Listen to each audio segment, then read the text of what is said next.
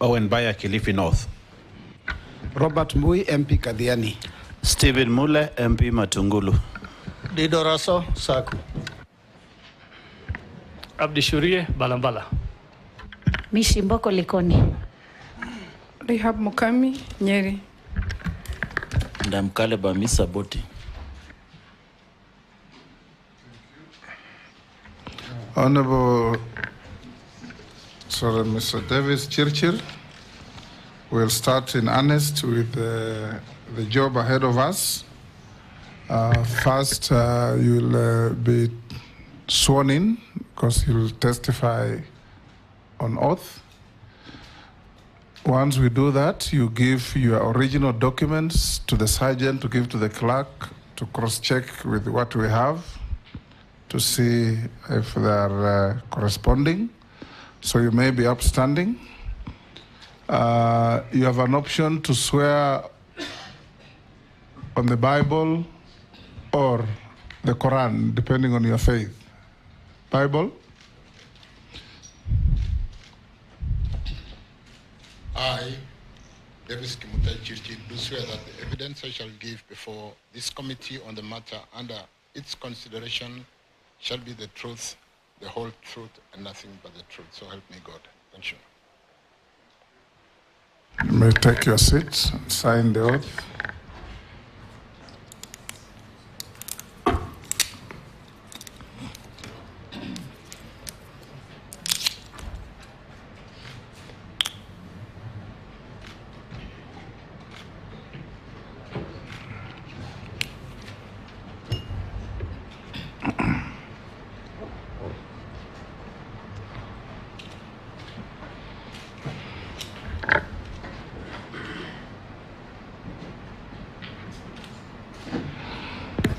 Yes, Mr. Chirchir, for purpose of these proceedings, many members will be referring to you as nominee because that's what you are. I'll invite you to give us a brief introduction of yourself, your name, educational background, working experience, key competences that make you think and feel suitable for the appointment to cabinet. 5 minutes at the very most. Thank you again, Chairman, Speaker, and honorable members. Nice to be here. And my initial gratitude to the President for nominating me to this position of Cabinet Secretary, Roads and Transport. Mr. Chairman, let me fast forward. I graduated in the year 1985 with a degree in physics and computer science from the University of Nairobi, and thereafter went into telecommunication industry where I joined Kenya Post and Telecommunications and worked as a teletraffic engineer after a 9-month course at the then Central Training School, where I learned the intricacy of managing traffic going into the various routes across the whole world, dimensioning, congestion, and things like that. Subsequently, I did rise in that position to the level of general manager, where I managed the ICT, Information, Communication, and Technology. And in the nascent period of liberalization, I managed the divestiture and liberalization of telecommunication as a change manager, where we did at that time the communication authorities regulations, laws and regulations that spinned off what is now the communication authority, which is the regulator in the telecoms industry, spinned off Postal Corporation and Telecoms Kenya, and issued the various licenses to Safaricom and Celtel at that time. Something that then catapulted the growth of telecommunication in what became competitive and very competitive from the monopolistic management of telecommunication at that time done by Kenya Post and Telecommunications. I later on moved on, honorable members, chairman, as commissioner where I worked in the interim electoral commission soon after the challenge that this country faced during the post-election. I came in as one of the electoral commissioners where I spearheaded various reforms, processes that built confidence that had been totally destroyed in the electoral process, and where Kenyans at that time did not believe in exercising their democratic right through the vote or the ballot. We built system at one time, Chairman, honorable members, the Electoral Commission at that time was the most trusted organization in Kenya, ahead of the media and of course ahead of Parliament at that time. Honorable members, after the term of reform, which also catapulted the promulgation of the new constitution where we ran the referendum in the year 2010, we were part of crafting Chapter 7 of the constitution, which today really brings out the electoral process, management of the credibility of the vote, to the extent that when the ballots are counted at the polling station and transmitted to the central tallying center, it doesn't matter what you do at the central tallying center because the results would have been announced in each and every of the 22,000 plus polling centers in the country, with the technology that pushes them to the cloud today, and everybody participates in the counting. Even when we've had the results we had in 2 years where the difference between the winning party and the losing party was 60,000, we were able to come out of the electoral process with acceptance of those electoral results. In the year 2012, I had a stint of going close to politics when I became the Secretary General of the then party URP, where we worked with a number of leadership to form government, and I then thereafter was nominated and subsequently appointed to the position of Cabinet Secretary, Energy and Petroleum, a role I did work on for 2 years before a list of shame was placed to Parliament, and I was one of them, and of course several members of Parliament, and we went through the due process and we got out of it over time, but not before some of our careers were unnecessarily tainted because of the procedure that was adopted at that time. Honorable members, I have walked the journey, and I come here today, 2022 again. I was nominated and appointed after the Kenya Kwanza won to this position that I've been nominated to. I was nominated to the position of Cabinet Secretary, Energy and Petroleum, and I did serve in that position until the 11th of July when the entire cabinet was dismissed. Honorable members, I have done some significant work in my career, in my journey, in terms of creating and adding value to this economy, in building systems, and I have legacies which I do pride of today. And today I stand before you, I sit before you as a nominee for CS, roads, and transport. Let me leave it at that for now, Honorable Speaker. Yes, that will do. I will now invite members to file questions to you, starting with the Deputy Speaker. Thank you, Honorable Speaker.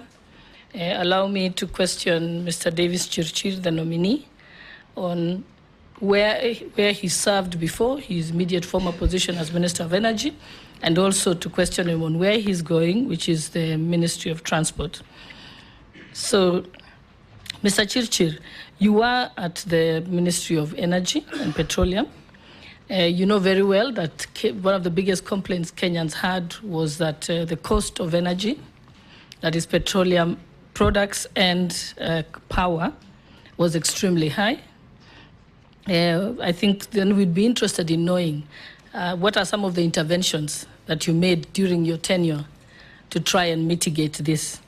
Then where you're going now to the Ministry of Transport, where two things that are really big that are being spoken about in that particular ministry. One is that is the cost of building our roads. I know that before the finance bill collapsed, the discussions were that to do the entire road network, almost 1 trillion shillings is required or more. And then also there's a lot of unpaid bills. That's some of the issues that were brought before Parliament for contractors who have built our roads.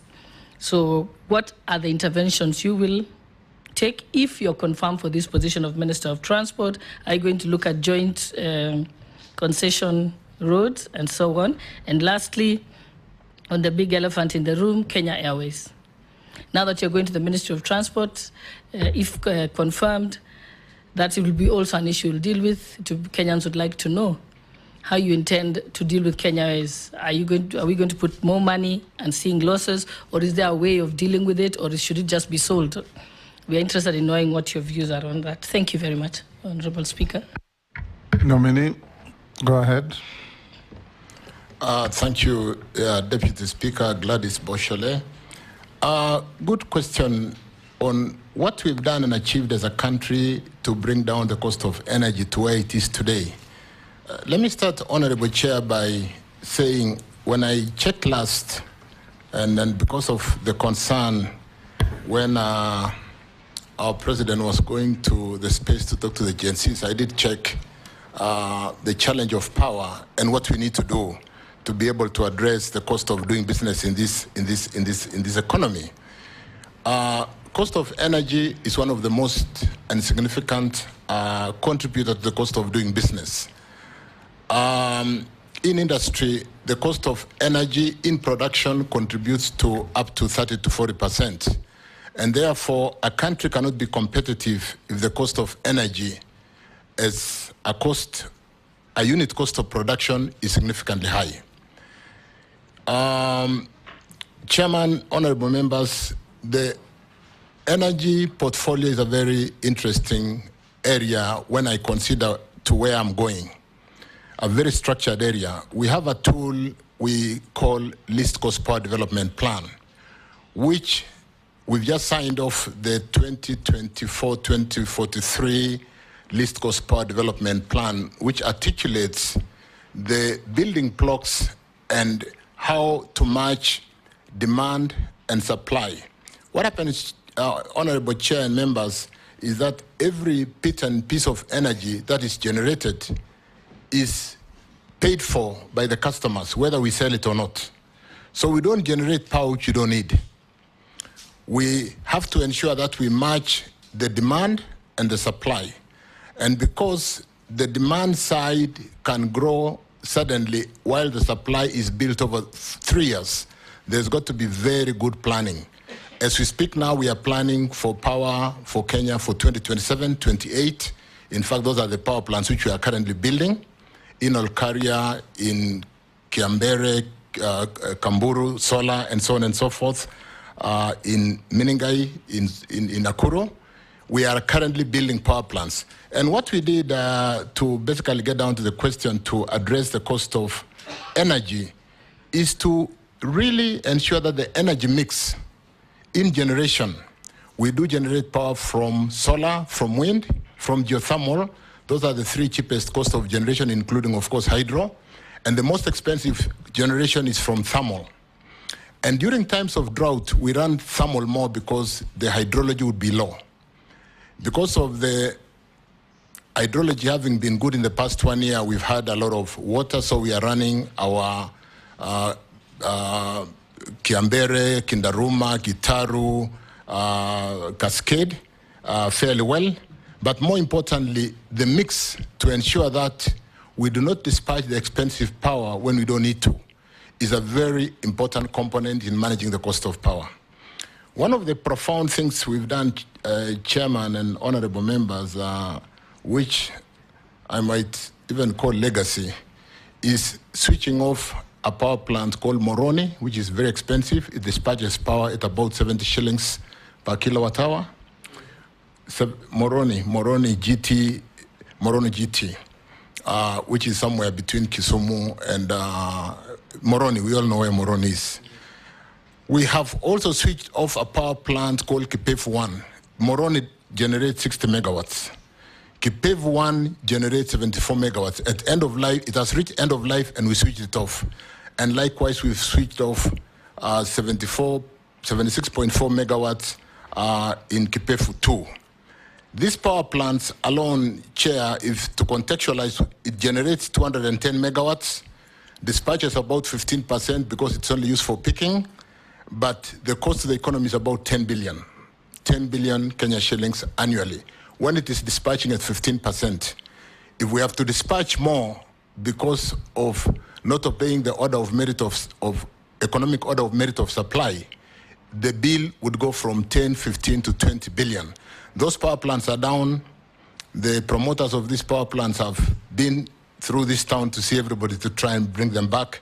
But because of the cost of doing business, it doesn't make sense to give them another lease of life. The challenge of climate change commitment, which we have made for 2030 to be 100% green, is another one which has catapulted this country and placed it in a very, very good pedestal. So, Chair, let me end that initial question by saying it will be of interest for members when you write the report to check and confirm that in the month of July, both cost of electricity and cost of petroleum products is the lowest in the country in the last 15 months. And it takes a real difficult position to sustain those power plants not to be switched off, not to be switched on again because of what I've said, the cost of doing business and the climate change commitment which we've made for this country. As regarding some of the things that I will do where I'm going in the roads and transport, Honorable Chairman, honorable members, it's an interesting area. It will be interesting to note that where I come from in energy or where I've served twice before, if we have one pending bill, it is due to a court case. We don't have any pending bills. I have quickly checked the road sector with a pending bills of about 166 billion, with unfunded commitments of about 1 trillion, some with the Chinese government and some with the local contractors, unfunded. And I don't know, I've also checked, Honorable Chairman, that the exchequer support that goes to roads annually is about 55 billion.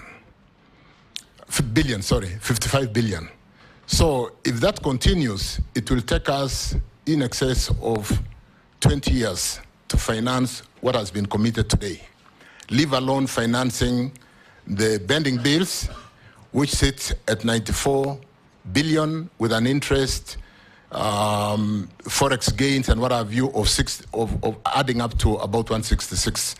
And therefore there is a job to be done, Chairman, members, and I think we'll have to work together given the challenge that we have a finance bill that has not gone through. Luckily, where I come again, maybe to give a bit of hope to where I'm going to, is that all energy works is off balance sheet.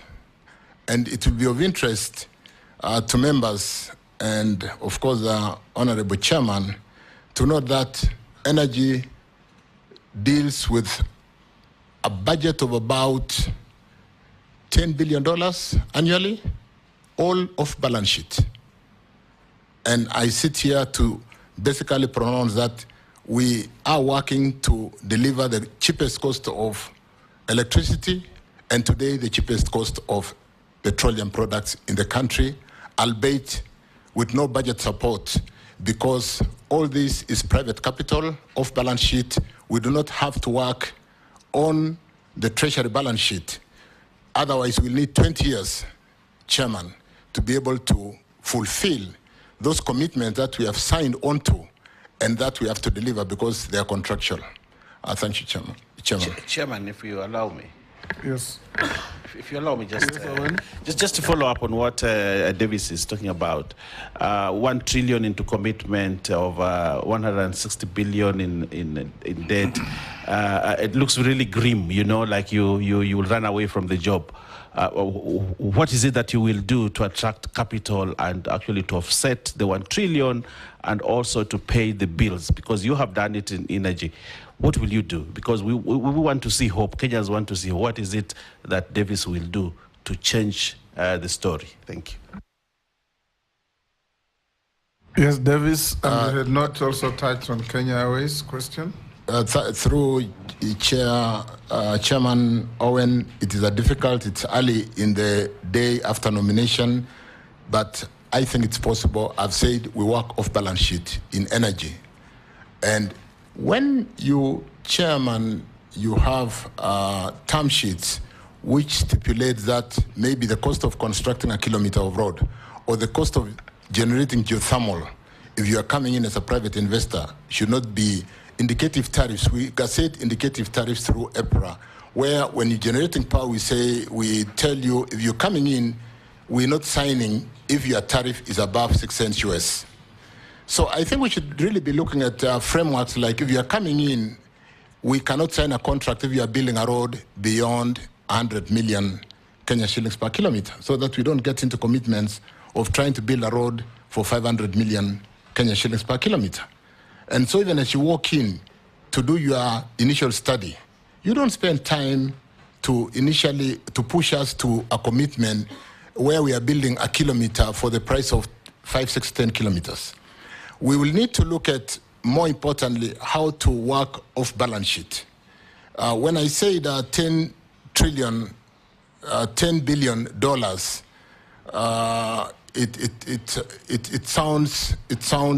it sounds crazy. But petroleum alone, which comes into Kenya today through the OTS or the current G2G at about 740,000 metric tons annually, cost the economy some 6 trillion, crazy numbers. I mean, I just need to refer. 6 billion US dollars annually. And we do not have a time when the country is dry. Even at the peak time of the tightened monetary policy, when the Fed went into 5.5% interest and the interbank rates were crazy and there were no dollars in the industry, we did not run dry because we do not have to rely on the treasury to help us to bring these necessary products to drive the economy. So we'll be looking together, honorable members, at how to resolve this challenge. It's a big challenge. Raising a trillion Kenya shillings to build those kilometers of roads where commitment has been given. Having to pay the 160, 170 billion Kenya shillings on bending bills and growing by the hour, growing by the day, is something that we can look at what you would call securitization of the little money we have in the road maintenance levy, and borrowing a bullet today and paying with an interest over 10 years, and we should be able to finance. As to whether those are acceptable, being in an IMF program today is something that we'll need to sit down together and resolve, because it's a commitment this country has made. We'll have to address it. Thank you. Point of information, Speaker. Small point of information. Yes, please. This might be beneficial to the nominee, and I think I agree with him. The proposal of getting resources securitized by our instruments, which is, for example, fuel levy. In last Parliament, when I was chairing transport, Honorable Speaker, we actually proposed, and we have actually a legal instrument. We have the law, so which means the nominee might want to exploit that opportunity, Honorable Speaker. I thank you. Yes, the Deputy Speaker is saying you have not touched on her question on Kenya Airways. Thank you. Thank you. Sorry about that. Kenya Airways is another interesting investment, which you do know that we all love to have our Kenya Airways, and I think we should continue to have it and promote it. Kenya Airways, as we speak, and for the short time I've been preparing to appear before you, I do see Kenya Airways running a system that needs a lot of support, and where the Kenya government, I think to date, has given support to the tune of 600 billion Kenya shillings to be able to stay afloat, given the negative negative cash capital that they are operating in. Chair, I think the reforms at Kenya Airways, starting from the needs a lot of communication and ownership by the employees of Kenya Airways, and we're going to sit down and get them to understand that it's a problem that must be sorted out internally. The CBA, or the negotiated terms, and holding on to them when somebody else is having to pay your bill is something that we'll really need to sit down as an enterprise, as Kenya Airways, and address. I've also seen Kenya Airways having a portfolio of flights that may not be suitable in the Embraer, which do not have the kind of bottom belly to carry the kind of luggage. And therefore, the first option when you are flying out or flying in, because of the way we carry 20, 30, 40 kilos, is not to fly Kenya Airways. So it is self-defeating to be having the highest fleet of about 13 Embraers aeroplanes in this fleet, and therefore giving us an uncompetitive advantage in terms of customers having to choose alternative flights when they might have actually wanted to fly Kenya Airways.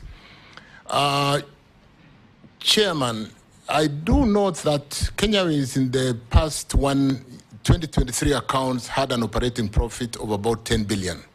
We'll need to look at what they are doing right and build on that. Possibly take out some cost out of the system, because there are costs which we really must remove to be able to allow them to come out of the challenge they currently face. But more importantly, if you look at the 600 billion government support in Kenya Airways, and the fact that Kenya Airways today, the Kenya government owns about 49%, 48.9% of Kenya Airways, it will be, if we really kind of allowed government to pick more shares out of that 600 billion, government will go to a shareholding structure of about 80%. I think we need to bring in a partner. If you see successful hotels, allow me to use hotels, Chair, where they build networks around the world to be able to push their customers into their networks, we need to build a network of a supporting airline that we can leverage on to be able to bring Kenya Airways out of the current challenge they face, but more importantly, to support tourism, support our flower industry, support our green produce in avocado, the things we export because of the perishability very quickly into the external markets, and where the inflows in foreign currency is so significant. So we need to work on Kenya Airways. Thank you, Chair. That will do. Majority Leader. Thank you, Mr. Speaker. CS nominee, we just start maybe from where you stopped on Kenya Airways and ask you, we have listened to such stories. I think I've listened to those stories about KQ since I joined Parliament 12 years ago. I just want to be direct. Are we going to listen to that story from the next nominee after you? Or how long should you be approved? Will you commit to the people of Kenya that you can be able to sort out the problems of Kenya Airways? Because as you say, it's true, they are on operating profit, but when you factor in their financing costs, then they make huge losses. And then the story goes on and on and on and on forever.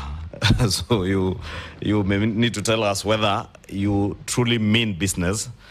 Should you be approved, and how long it will take us to see a Kenya Airways that is truly functional, profitable, and is giving value to the people of Kenya. Because even nationalizing it, if you do not give value to the people of Kenya, then it may not make sense. That being so, you have been Cabinet Secretary for Energy, and you were, at the time we did the famous G2G in the oil industry. You tell us how beneficial that G2G was. Was it beneficial to the country, or was it on net terms a loss to us in terms of the oil prices and all the other issues that Kenyans raise about the G2G? And more so in view of the current conversation.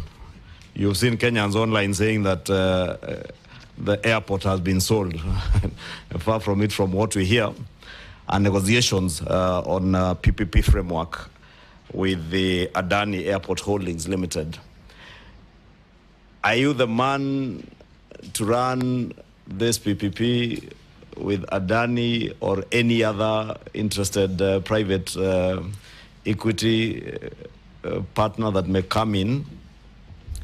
And can the people of Kenya trust that you will do it for value, for good value to the people of Kenya, if G2G was not of value to the people of Kenya? And I say if, because to be consequential to your first answer on G2G on oil.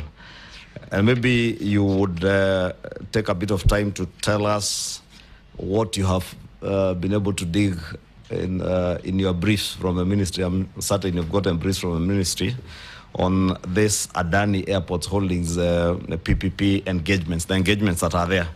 Lastly, just to add to what Honorable Kosing was saying, yes, the framework is there for leveraging on the RMLF funds on roads, but as you rightly say, with the programs that we are on and our debt ceiling, that may not be an option, a viable option for now, so you may need to really think out of the box in terms of funding our roads projects.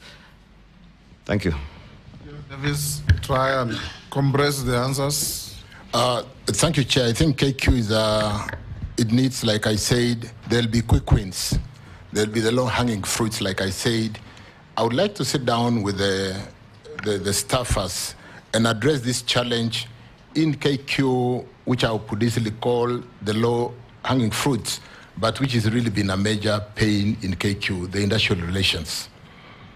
We need to have ownership of the entire management and staff of KQ to understand the challenge and that we need to get out of it, because somebody else cannot be paying for our lunch and we just have the lunch. Those are some of the quick wins.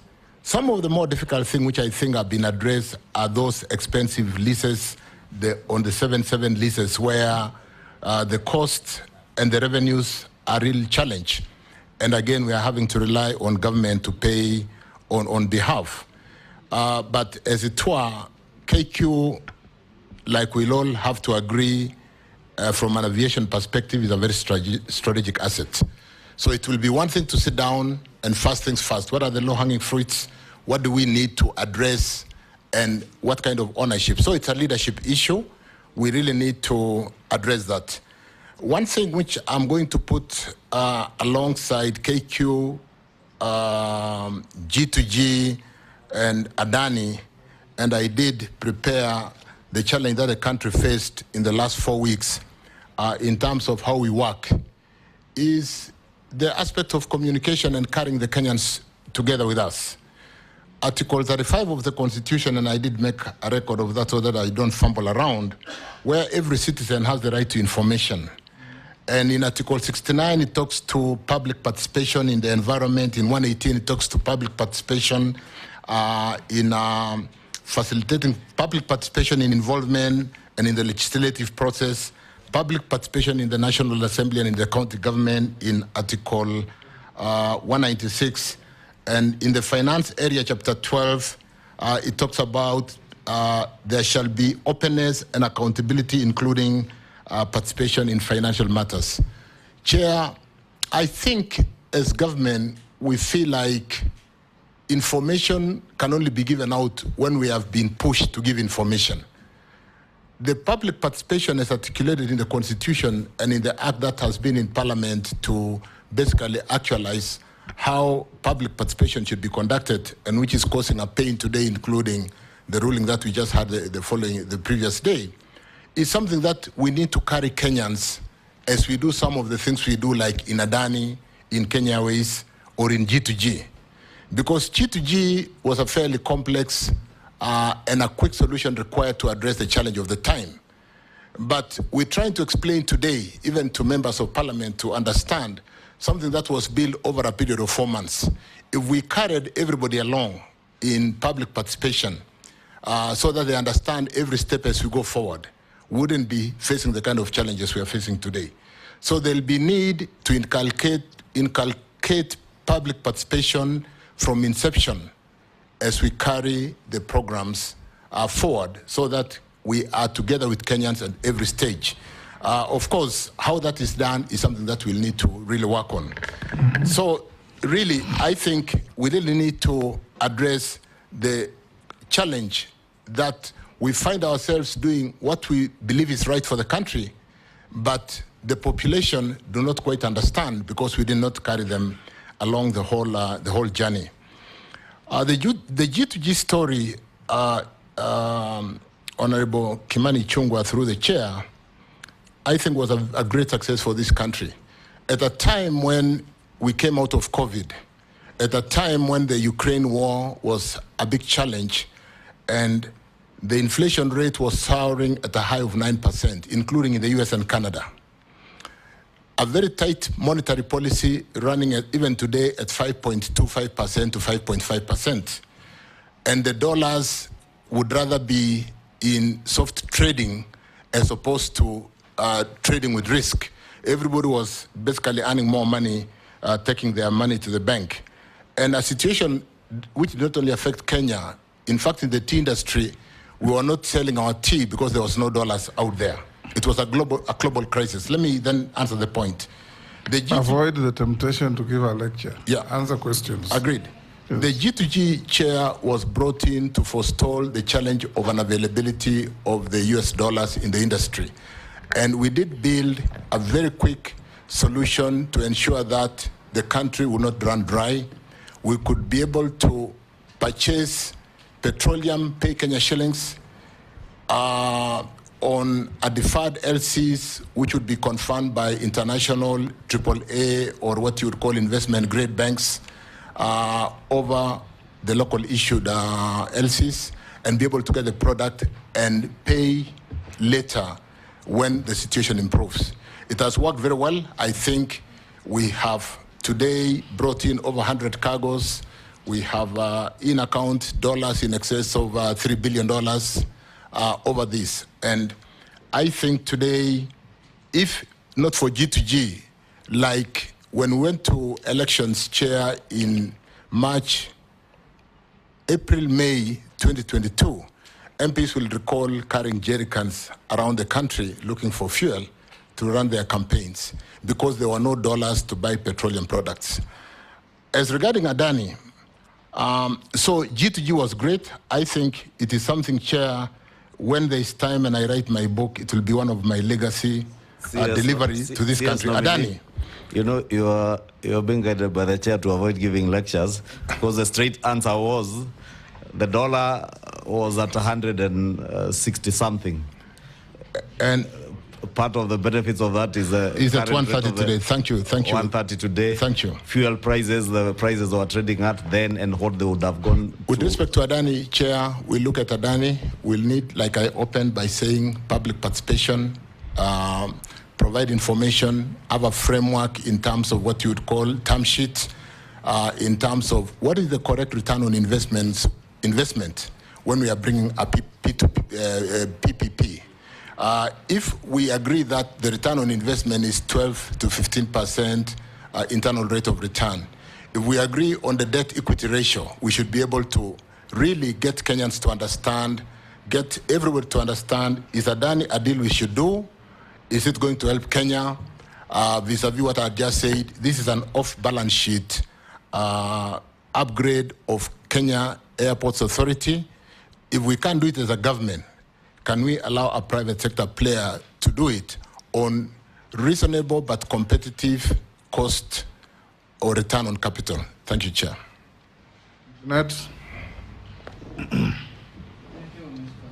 Thank you, Chairman. Mr. Speaker. Mr. Speaker, I want to start by saying that and telling the nominee that I think, Mr. Nominee, the issue now that at hand that you need to explain to the vetting committee is that you are getting into a ministry that has a very high, huge pending bill, that has no money essentially for development of new roads. You need to tell us how you are going to turn around that. What vision, what do you think you will do that will turn around that? That's number one. And number two, in November 2023, no, I mean in 25th of August 2023, during your tenure as Cabinet Secretary for Energy and Petroleum, the country experienced a national grid failure, you remember? And it affected many places, including the airport, including homes, hospitals, everywhere. And then Cabinet Secretary for Roads and Transport took some decisions and reshuffled people at the airport and sacked some people. But on your side, nothing happened. What could be the reason, and what could have caused the disruption, or what could have caused the grid to collapse? And another thing I wanted to ask you is, you know, we have formed a new cabinet. We are vetting 22 members of parliament, members of the cabinet. And this is a broad-based government, as has been said by the president himself.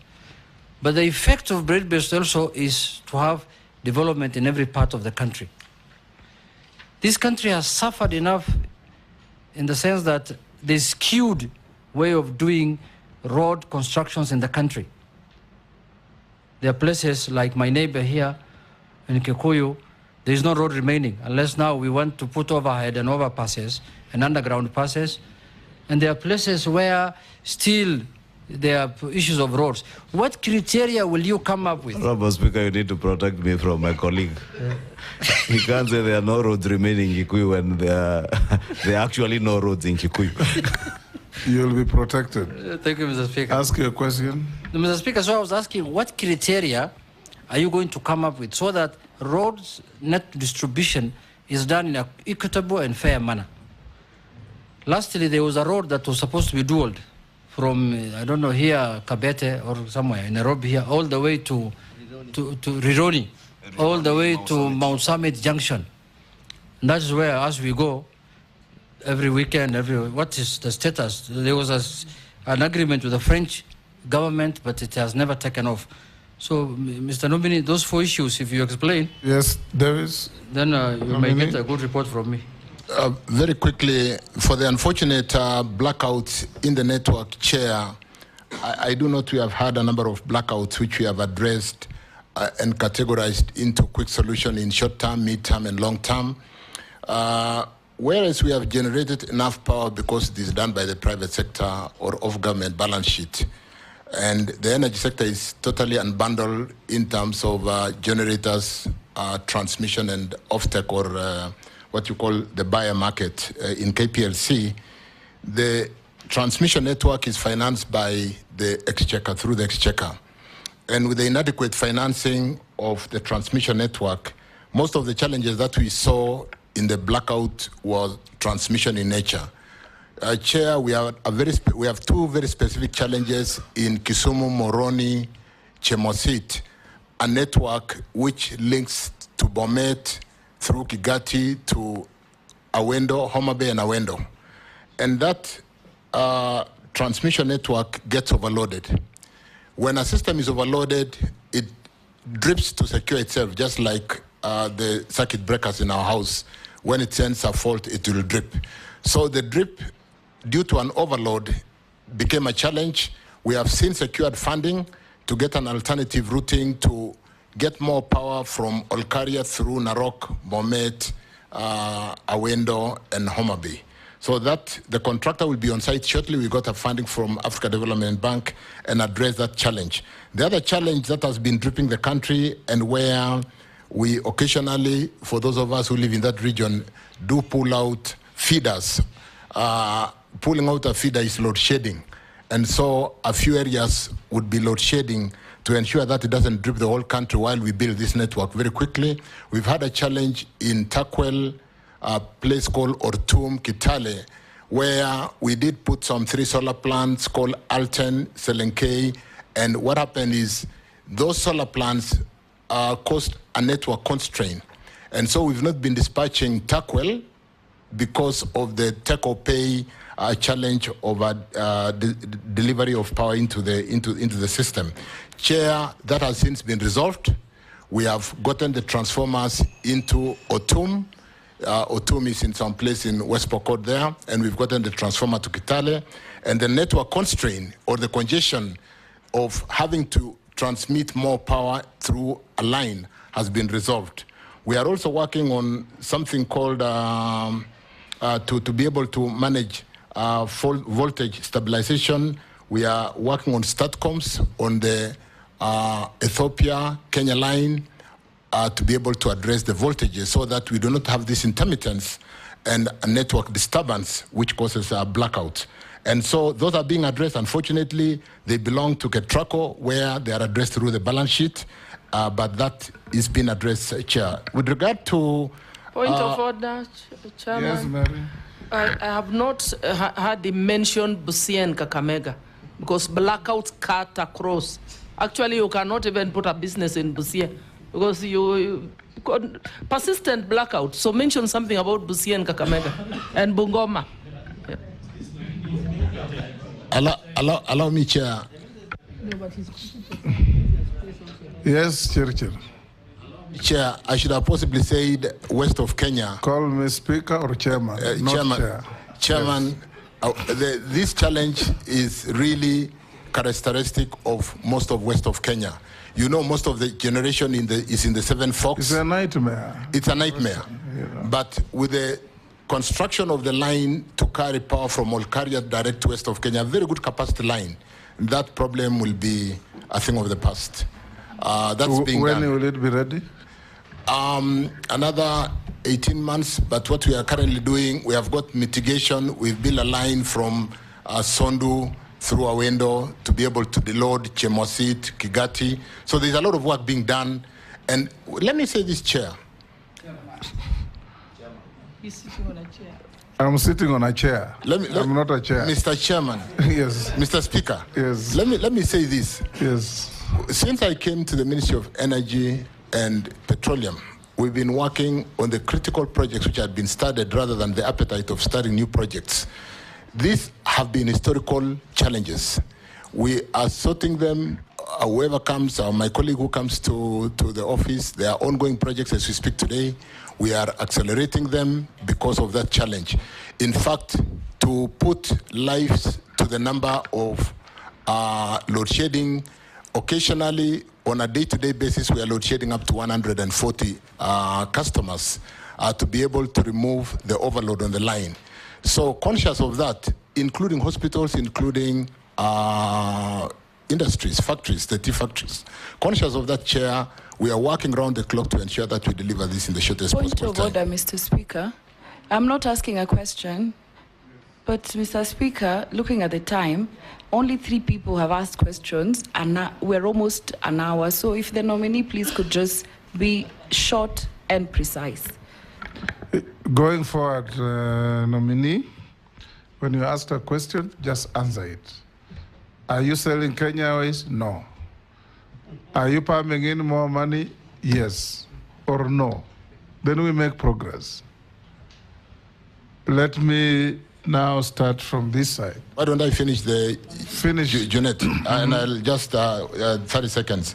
Rironi Molo was concession to the French company. I think the pricing, again, is what I called a term sheet. We'll relook at that and be able to bring the cost right, possibly do what we must do to deload or congest that road. It's a matter of priority to be able to move traffic to west of Kenya. The road construction, what criteria will we use?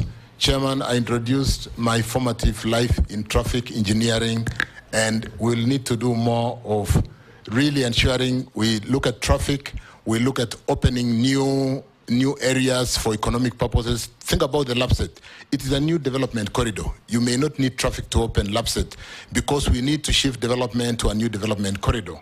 And so we'll use all those kind of clustered frameworks to be able to open this country, working with the members of parliament, like I've worked with most of you on the last mile, to be able to open this country. Thank you. Good. Let me start from Robert. Then we go to Mary, Amisi, Mule, then we come back this side. Thank you, Mr. Speaker. And please ask one question each. Don't make no preamble to your questions. Speaker, there are very critical things I needed to know from the nominee. So first and foremost, the road maintenance levy that was introduced recently from 18 shillings to 25 shillings by EPRA was done, in my opinion, without reference to the National Assembly. And despite also the fact that Kenyans, when there was public participation, they said no. I would like to hear your opinion about that. And there's some clarity on the G2G deal. Why was National Oil Corporation of Kenya involved? Because there is a belief that it wasn't. And then on the same deal, when you say that you're paying for fuel in Kenyan shillings, I want clarity, because I am very well aware that Kenyan shillings are not legal tender outside this country, outside the region. So how is it that you are able to pay for, because that has always been the comment, that we are paying for fuel in Kenyan shillings. How would UAE or other countries out there receive Kenyan shillings as legal tender? And finally, on the transport sector, which you're being dominated to, how will you deal with the three critical things? One, road safety. Two, the menace of traffic police on the roads, and finally, of course, the high cost of transportation. Thank you, Chairman.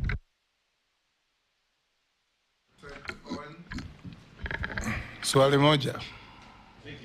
Thank you very much. Thank you very much, Speaker. Speaker, I would like to ask Davis, our nominee, this one question. The north of Kenya, that is Malindi, Tana River, Lamu, those areas are very productive, but the productivity has been hindered because of the lack of the airport in Malindi, a good airport. This has been a question that every government has not wanted to face, that we must, Malindi is decaying because of the lack of the airport. Over $100 billion investments in Malindi, they are coming down because of the lack of the airport. You're a clever man, that I know, because I've worked with you before, and I want to declare my interest. What will you do really to solve this problem of the airport? Secondly, the open sky question. We are protective of KQ, yes. But again, we also need to open this country to more investment by allowing other airlines to come in. If Ethiopian Airline can fly to tourists from Addis Ababa to Nairobi, then the airport, the tourist is stranded there waiting for Jumbo Jet to fly to Malindi at 7 in the evening, and they arrived at 7 in the morning. Why would you do that and kill tourism just because we want to protect KQ? What will you do to solve these two key legendary issues, the Malindi Airport and the open sky policy in this country? Thank you. Answer those. Three questions, two from Robert, one from... Chairman, the issue of road maintenance levy, which granted has done very well, because you will notice that our highways are very well maintained, is a good thing in terms of the ratio that I've seen on how it gets to Kura for the urban and Kera. And we'll need to look at whether we need to redimension and get some savings. Are we over-providing? Are those percentage distribution frameworks supporting? Because whereas the road development does not have any revenue because we rely on the exchequer support, can we be able to, in line with what I said earlier, having to get more of off-balance sheet road development in an area where we'll be together looking at a policy on tolling, road tolling, so that you pay as you use. You see the expressway is fairly popular, and yet people are willing to pay today rather than really pay when they are not using. So we look at that together, honorable members. Ongoing, we will really, because of the 7 shillings additional that was, like you said, hurriedly, without coming to the House, We'll need to look at that together. I think it's topical. I don't know whether it is in court as we speak, but it's an area where if we socialize Kenyans, like I said, from the word go, and understood the need to be able to open up this country for economic development, it's one thing that could help us in working on securitization and really coming into your constituency in Eastern Province and opening up that region for development. So we look at that together because it's a very topical issue as we speak today. NOC wasn't considered because NOC was not able to play in this space. The space belonged to the international oil marketing companies who are able to work with AAA or investment grade banks to be able to give us products on deferred LCs for 6 months. At the time when we did this, NOC has been having a very big challenge, and in fact we are commercializing NOC at the moment, Mr. Speaker. It ran itself into a problem when they brought 2 cargoes that disappeared in the high seas in 2011, and they have been crumbling with a debt of 8 billion, and therefore, Chair, it's when you really try to really pick up what you cannot manage. So the international oil marketing companies were allowed to appoint local OMCs companies who had a relationship or accounts with them to be able to offtake the products in Kenya, because the trade finance is a bit of a complex area, because this is really employing trade finance to be able to take products today and pay 6 months later. Pay in Kenya shillings today. In the meantime, because the dollar accumulation was very tight, buy the dollars in a structured form where KCB, Standard Chartered are the only people going to the market through central bank, in a very structured way. We had a committee called TRIMCOM, Treasury Risk Investment and Management Committee, which meets every Wednesday. And therefore, we had a very structured way of taking the shillings and going to the market from the 120th day to buy in a structured way, so that we also removed the interbank rate, which had gone off completely. So NOC was not included. They could not play in this space. Regarding the final question from Speaker, Malindi Airport. Malindi Airport. How did the cargo disappear? That is the question. The dollar. That's what he's asking the chairman. Let me mention that. Let me come to that. The traffic, the road safety, traffic issues, and high cost of transportation is something with the technology today. Let me just say, I'm aware that technology is being employed to be able to have an intelligent system with cameras on the road, with an electronic wallet that gives you points for good driving, removes points, and be able to eventually even cancel, with a kind of fine system that can be operated in this electronic space. We should be able to address. I know there's a project which is already going on. We'll need to review that and confirm. There is an ITS, Intelligent Traffic Management System, which is going to be addressing offenders at junctions and things like that. We look at that together and implement that quickly. Road transportation or transportation then becomes expensive because of the challenges inherent from the cost of fuel, the cost of congestion, and then so on and so forth. Traffic management becomes very important today, where even with Google Maps, you are able to choose the route without traffic. There is no reason why, when I'm coming from Bomet, Honorable Speaker, I have to drive into a dead traffic end and slip over in my Mayu escarpment, when I could have actually, because of traffic management technology, just go out through Naivasha and get to Nairobi in 2 hours, and instead end up sleeping in the escarpment, and yet the technology is there today. So we'll implement those aspects of traffic management together. Malindi, Mheshimiwa Owen, I know Malindi is passionate. It's a tourist destination. We'll need to sit down and work together and see, like, from a traffic perspective, tourists would rather be flying than going on that narrow road into Malindi. And there's no reason why we cannot sit together quickly and dimension upgrade of Malindi and be able to attract more traffic. But more importantly, look at how commercial that should be, so that we do not get into the kind of bending bills that we talk about. Open sky question vis-a-vis the reciprocal requirement as per regulations is something we need to look at together. I do agree with you, but it's happening. It's bound to be happening at a very hard time for KQ, when they are struggling. So let's see, do we push KQ to improve as we open our skies with those reciprocal arrangements? Because even if we did a reciprocal arrangement and our flights to those destinations are the Embraer, which are not able, they don't have the belly staff to carry enough luggage. So we really need to work very quickly to see whether we need KQ to come up, and I think we do, and be able to work on the open sky policy with, more importantly, the reciprocal arrangements. Speaker, thank you. Thank you very much, Mr. Speaker. Honour Davis, you've told us about your attempts to equalize provision of electricity in the country